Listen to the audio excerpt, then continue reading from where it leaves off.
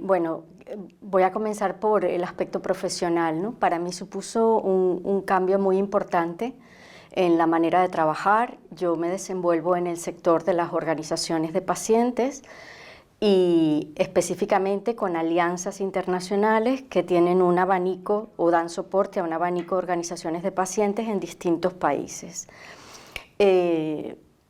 Inicialmente lo que observamos es que había un gran desconocimiento de cómo afectaba la pandemia a la continuidad de la atención sanitaria a otras enfermedades que no fuesen COVID.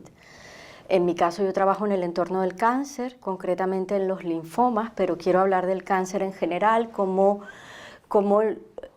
todas aquellas personas que conviven con un cáncer que son inmunodeprimidas, por ello personas de riesgo, temieron mucho por la posibilidad de contagio y no se contaba inicialmente con una información claramente dirigida sobre qué protocolos de prevención debían realizar, aunque muchas personas ya tienen un conocimiento, ¿no? de cómo cuidarse, pero no en un entorno de pandemia donde incluso la propia estructura sanitaria supone un riesgo para el contagio, con lo cual hubo miedo a asistir a consultas,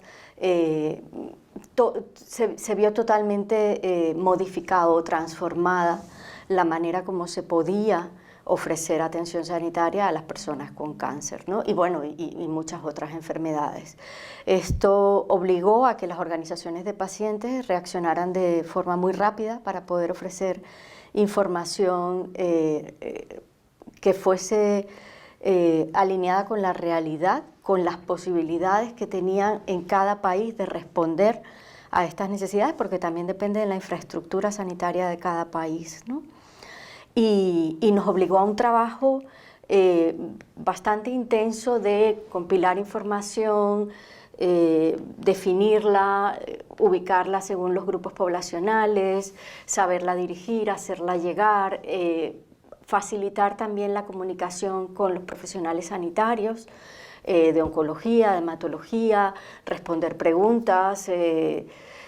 Muchos pacientes se vieron de repente sin poder tener el apoyo de un cuidador por las limitaciones en la movilidad, lo cual suponía también una barrera, ¿no? o un cambio en la posibilidad de autocuidado, ¿no? Y las organizaciones de pacientes de alguna manera tenían que saber responder a esas necesidades tan cambiantes.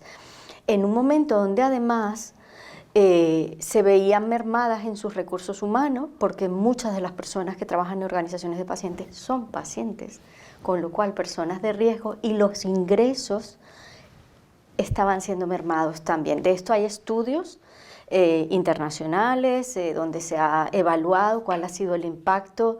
Se estimaba que el impacto en la reducción, por ejemplo, de la financiación en las organizaciones de pacientes alcanzaba aproximadamente un 46%. Eso es mucho dinero en un sector que ya trabaja con recursos muy limitados y en un momento en que además tienes que hacer un esfuerzo por ir más allá de los servicios que normalmente provees para añadir el contexto de la pandemia, y donde además tienes que digitalizar, hacer un proceso de transformación digital prácticamente en 24 horas, ¿no?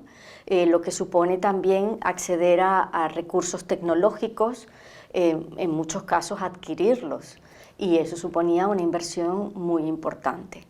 Esto por la parte profesional, y ya más personal, mi trabajo me obligaba a viajar constantemente, precisamente para participar de distintas plataformas, bueno, multisectoriales, pero también porque estamos en un mundo global y hoy en día trabajamos pues muy en colaboración, ¿no? Distintos países.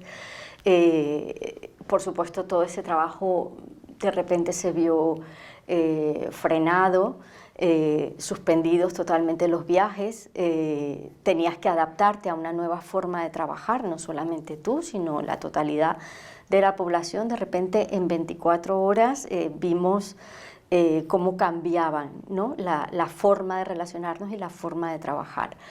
A mí personalmente volver a casa y y poder planificar y enfocarme de una manera más centrada, estructurada, me vino bien.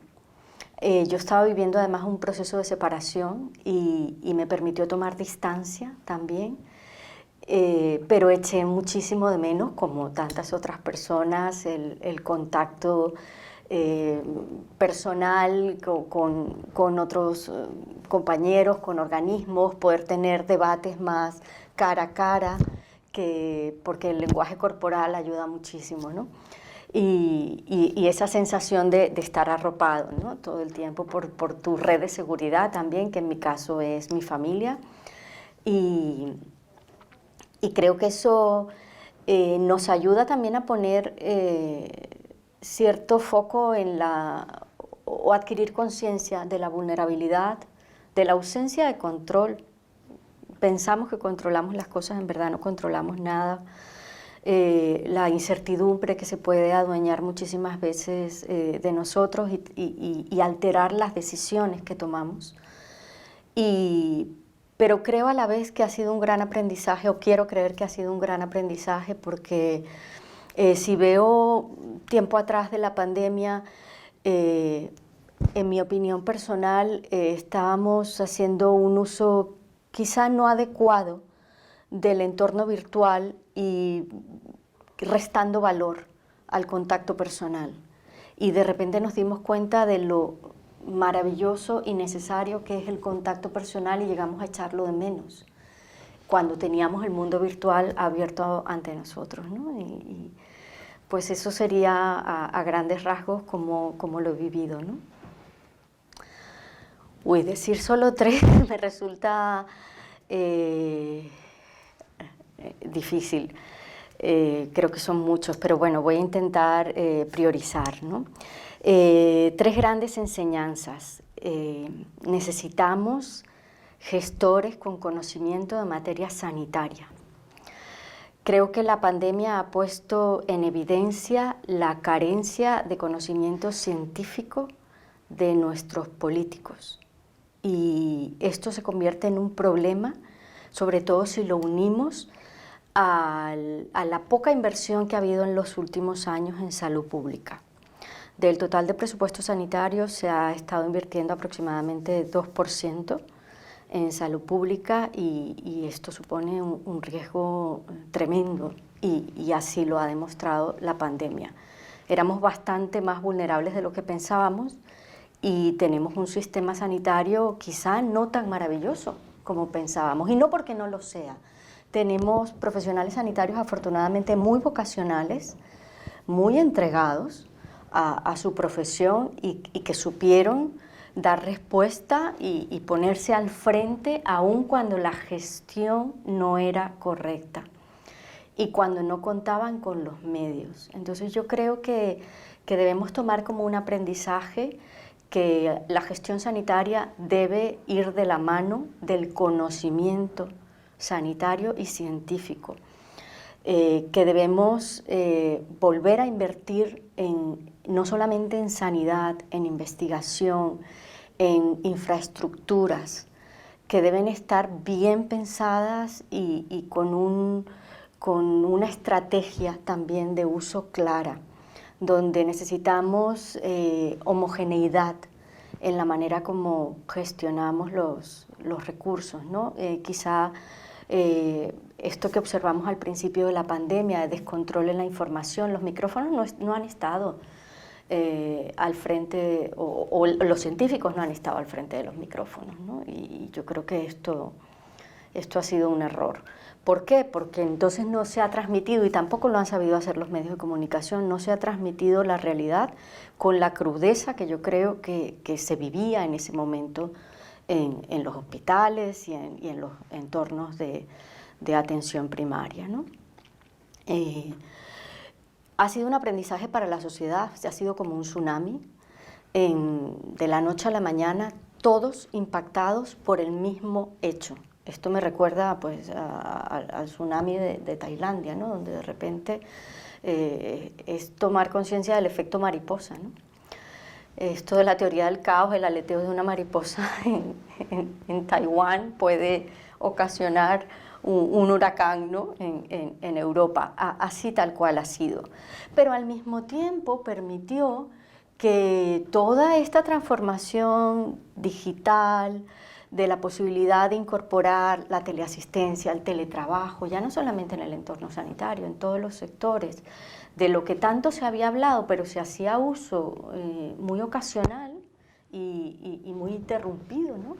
De repente se convirtiera en una posibilidad para todos. Avanzamos en 3 meses lo que no hemos avanzado en los últimos 5 años.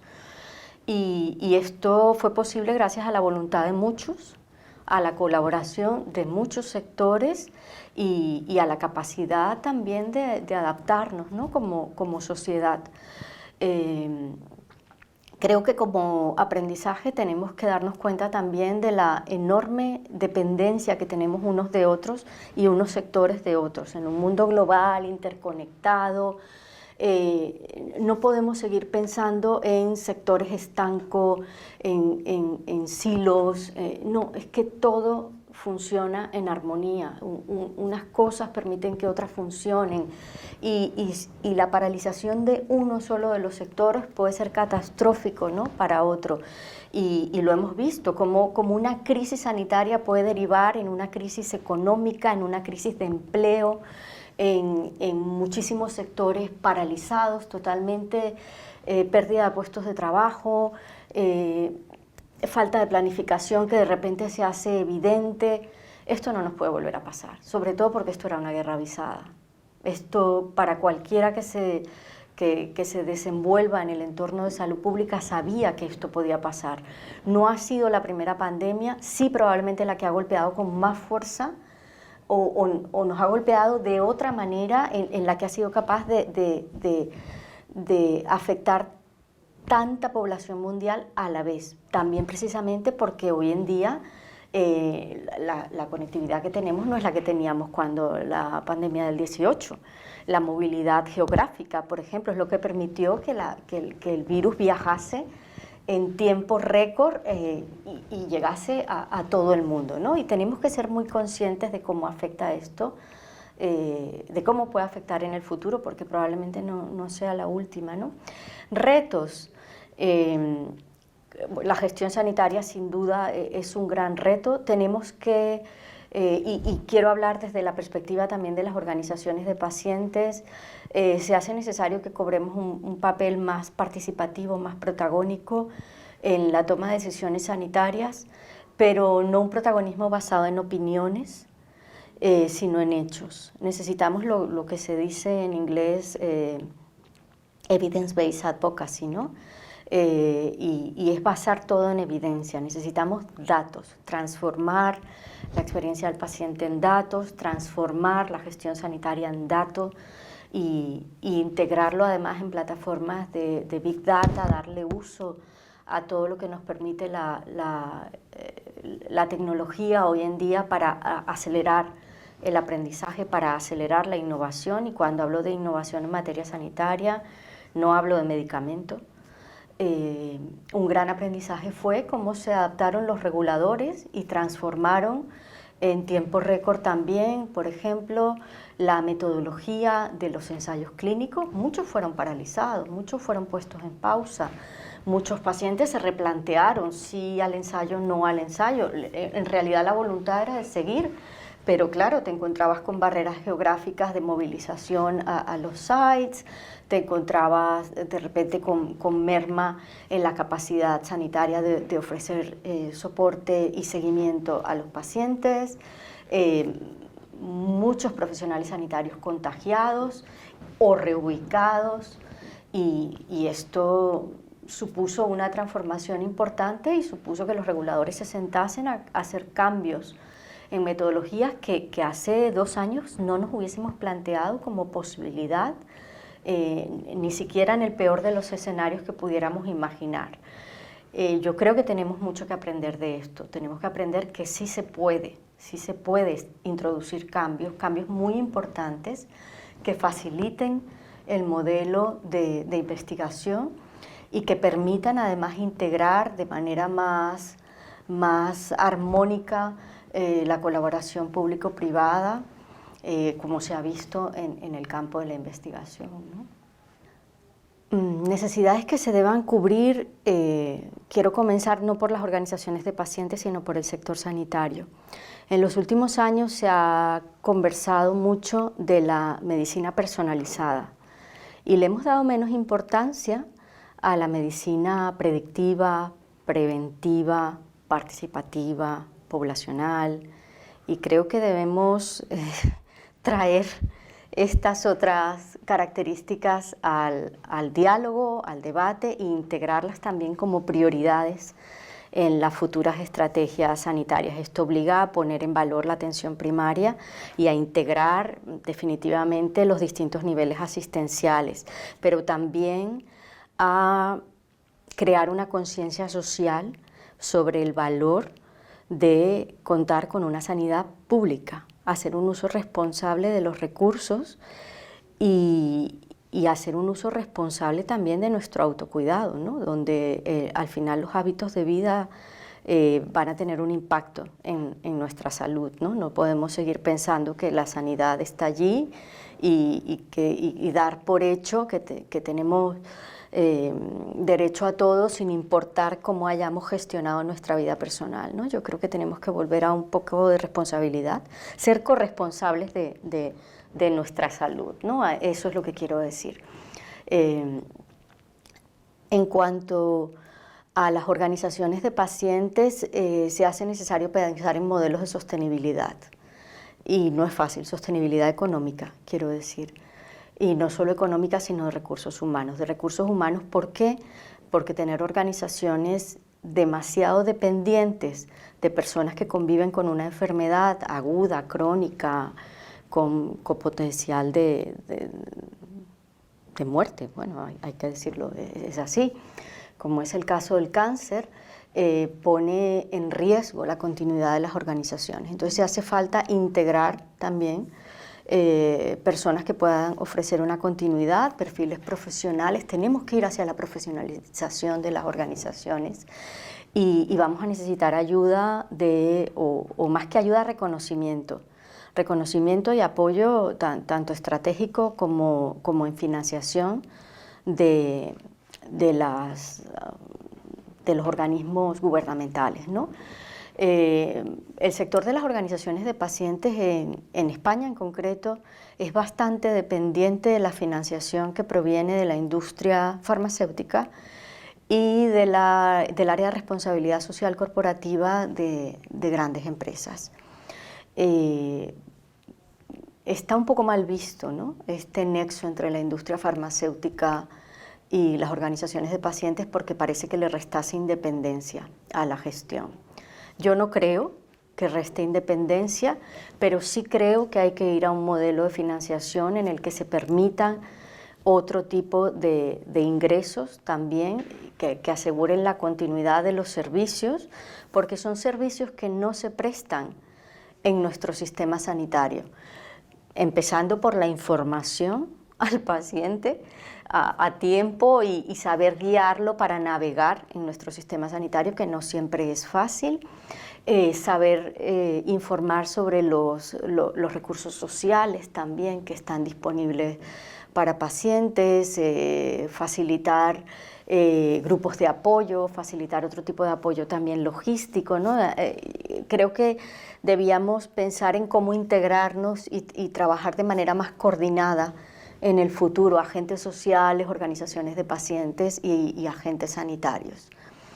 Y en cuanto a retos inmediatos del sector en el que me desenvuelvo, va a ser necesario medir, cuantificar cuál ha sido el impacto de la pandemia en la morbilidad y en la mortalidad en cáncer. Hemos visto, y ya hay datos sobre esto, no solo de España, de otros países. Ayer leía informes del registro de cáncer de Bélgica, por ejemplo. Hay estudios publicados de Reino Unido también, de Netherlands. España tiene algún trabajo publicado también, donde se evidencia que se han retrasado diagnósticos, no solamente porque se retrasasen citas, En muchos casos el cáncer tiene una sintomatología, dependiendo del tipo de cáncer, que no es específica, que es sintomatología vaga, y que no permite sospechar claramente, ¿no?, de una enfermedad.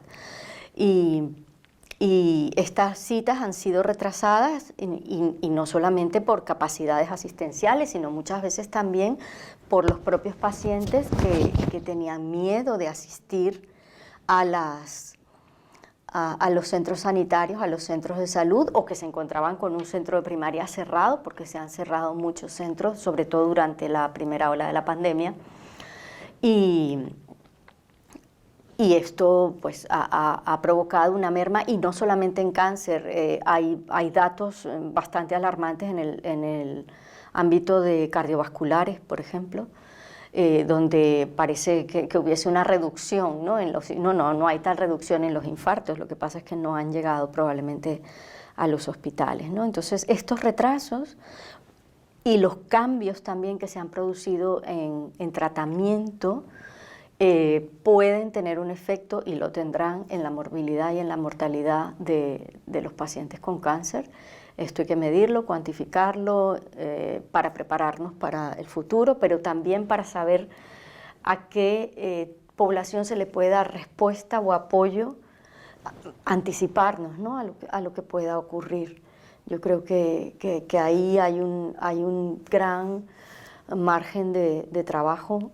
Y de nuevo, es algo que tenemos que trabajar de manera conjunta, ¿no?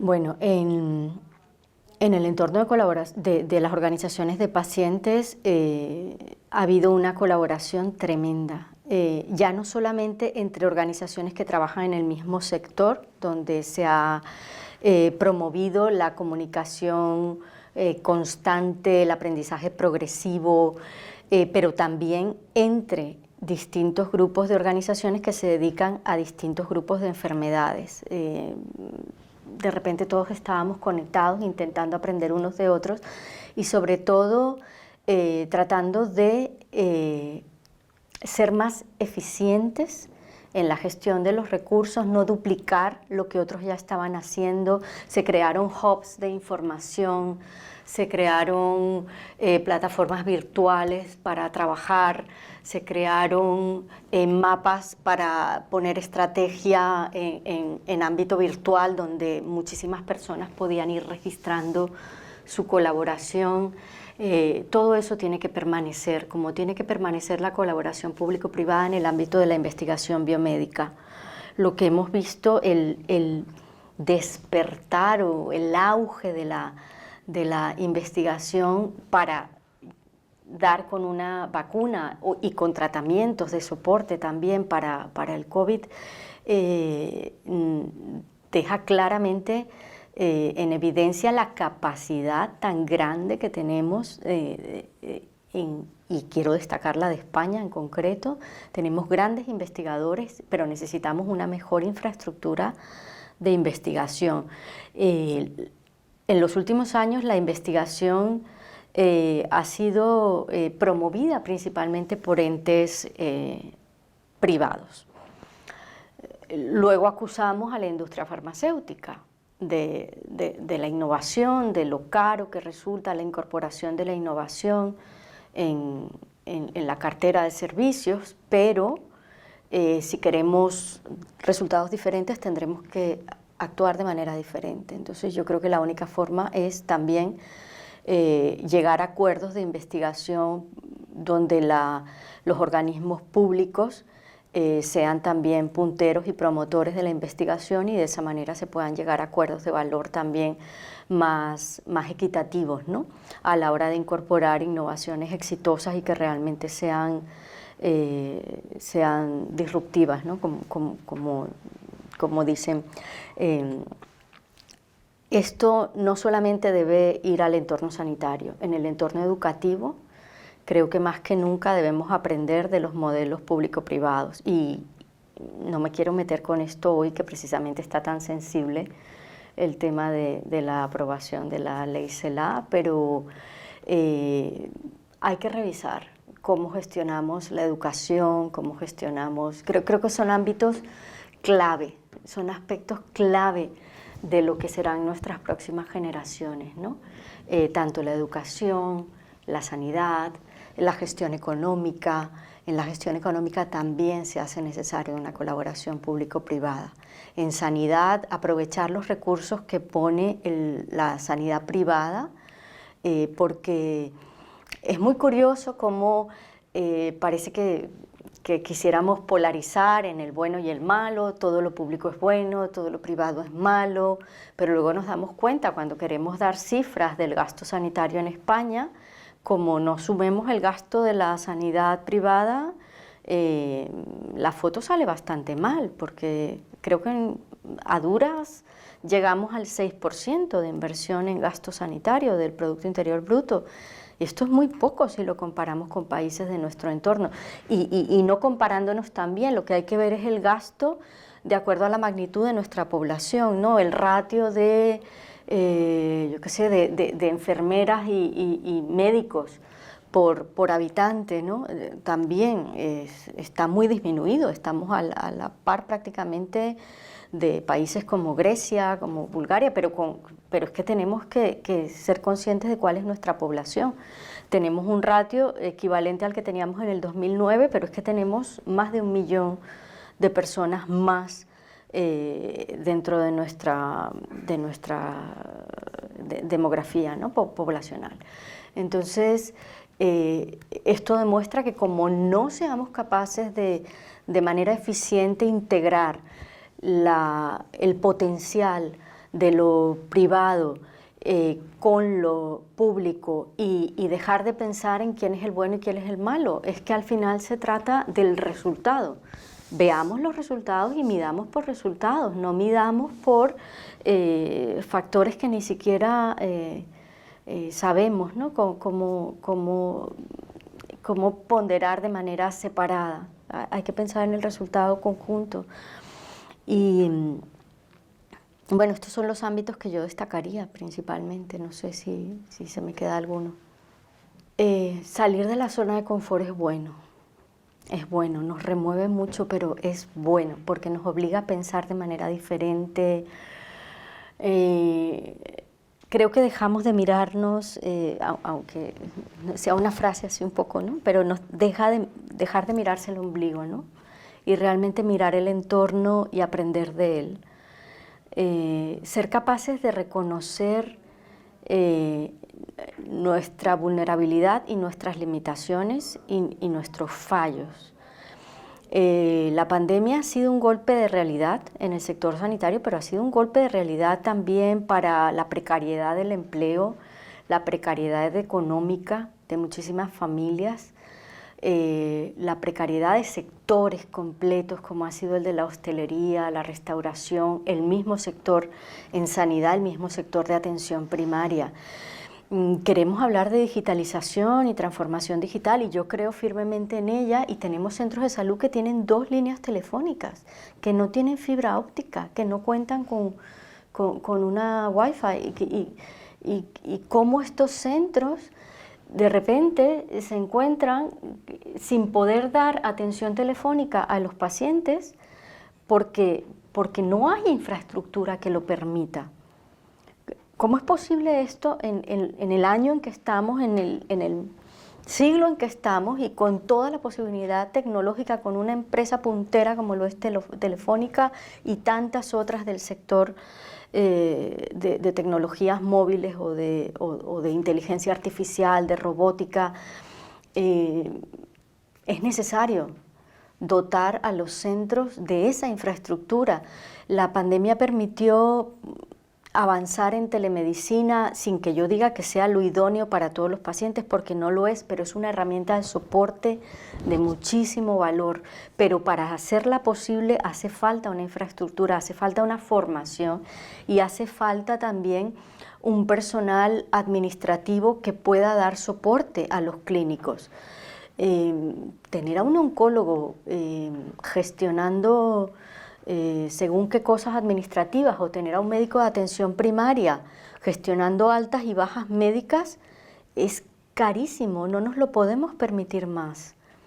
Tenemos que saber diferenciar qué perfil gestiona qué, para poder hacer un mejor uso de los recursos humanos y valorar esos recursos humanos que tenemos, darles una formación constante, darles un reconocimiento, y no me refiero a un aplauso a las 8 de la tarde todos los días. Esto está muy bien, pero es algo cosmético. El reconocimiento real está en dotarlos de EPIs, en dotarlos de formación, en dotarles del recurso tecnológico necesario para poder dar una atención de primera calidad. Y yo creo que nos hacía falta ese ejercicio ese golpe de realidad para hacer un ejercicio de humildad. Creo que íbamos con cierta arrogancia por la vida, jactándonos de nuestra sanidad fantástica y de nuestro...